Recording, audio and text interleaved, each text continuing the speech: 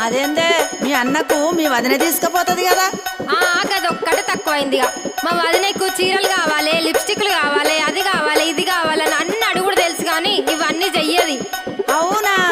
ఏం పనులు చేయదా మీ వదినే? ఇంతకు ఏమేమి అడుగుతుందో జర చెప్పరాదు.